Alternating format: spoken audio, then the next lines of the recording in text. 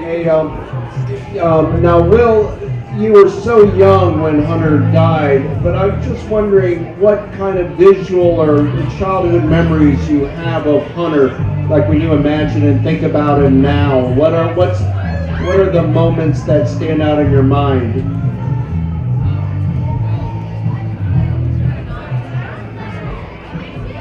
You're good. Okay. I don't remember much. I was 6 when he died, but I do remember his smile and sitting on his lap, using his IBM electric typewriter, and I remember like falling asleep on the couch watching ESPN, and I remember starting to bet with him, and the way that he'd be really angry when I won the bet. And I remember, yeah, his love towards me, and the way he was very caring and nurturing towards me, I guess. He used to call you Ace. Do you like being called? Yes. Yes. Did you used to call him Ace? Yeah. Tell us about that. I called him Ace, and he liked that a lot.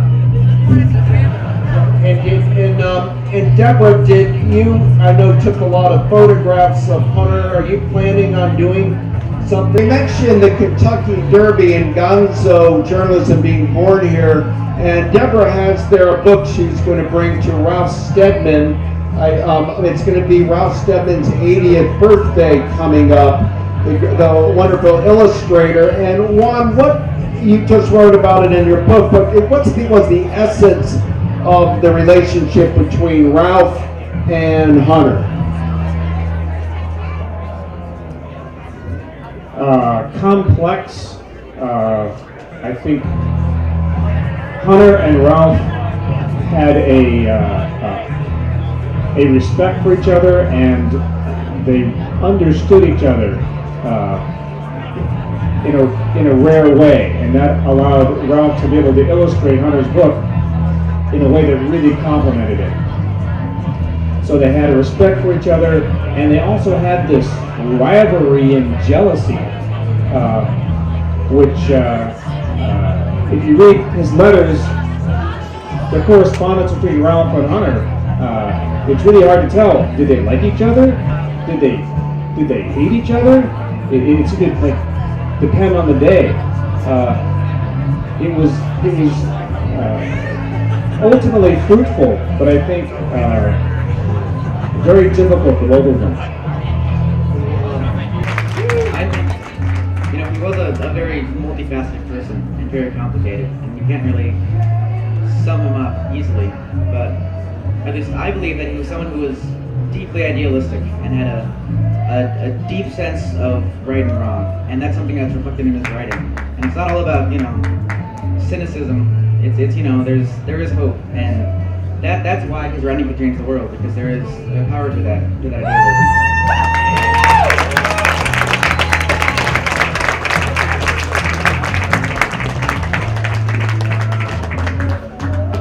Thank you guys so much for being part of today. We're all part of a Gonzo Nation of some kind here, and thank you all for hanging in there with Laila Music. Really appreciate it. We're going to be around to chat and all, so come on up.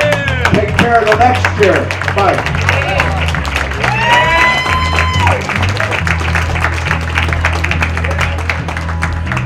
Begin with Juan Thompson next to me. As you all know, Juan has a book out about his father.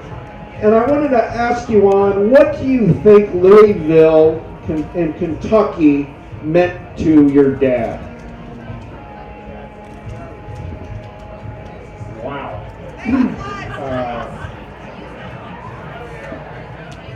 Is that better? Yeah. The first thing that comes to mind is home.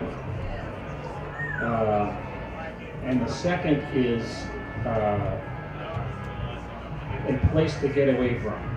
When he was 17, this was a place to escape. It didn't welcome him. But I think it meant so much to him when Ron organized the tribute I think he had very mixed feelings about it, but it both represented everything that he fought against, and at the same time, he wanted to be accepted by his hometown.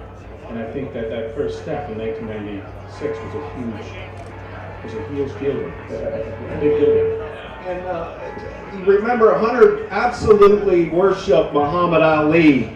And if any of you know, that was one of his heroes. He had a tape where he got to talk to Ali, and Ali's talking about being a homeboy in Louisville, and their names are connected in history, Hunter and Muhammad Ali. Yeah, and they're distance related. But I'm going to now ask Laila to maybe comment. And Laila, talk a little bit about what you think Kentucky meant to Hunter. I think he had I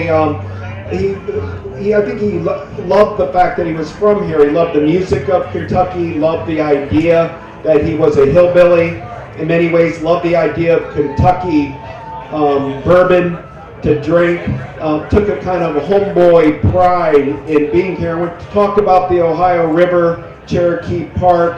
And, you know, he has mentioned one of the reasons we've got to get the library named after Hunter in Virginia is that library was a big part of Hunter's life because he was kind of, would have many hours there when his mother had to work, where he was kind of babysat there. And of course, Virginia lived her whole life here, so he was regularly being informed on the local news and things that were going on here. I wanted to bring, well, I don't know, Will, if you've done a public forum on your grandfather. Have you spoken on him before publicly in a forum like this? I have not, no.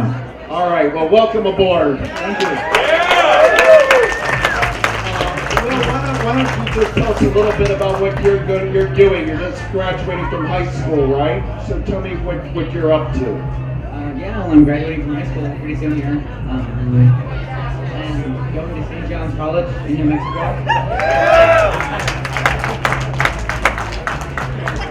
And when did you first read your grandfather's books? Do you remember when you first started really understanding what he was about and started enjoying his prose? Yeah, I think for a long time I really didn't understand his impact and his importance. But I guess just really this summer I started actually, reading him, and I don't know, it made me really understand why he's important and why he's so special to so many people. Considered canon books, like one of the great books. The Fear and Loathing in Vegas is representative of, they ended, you were telling me, with James Joyce or something like that right now. Yeah, I hope so. I mean, because I think his books are, really important and a big part of new journalism, and I really do think they have a lot of cultural impact, and they should be studied, academically.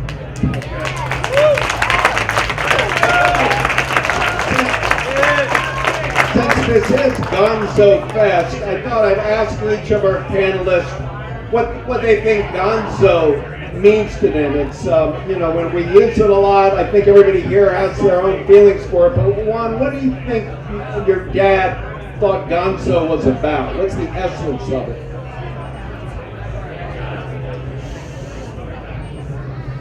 I think to him, Gonzo meant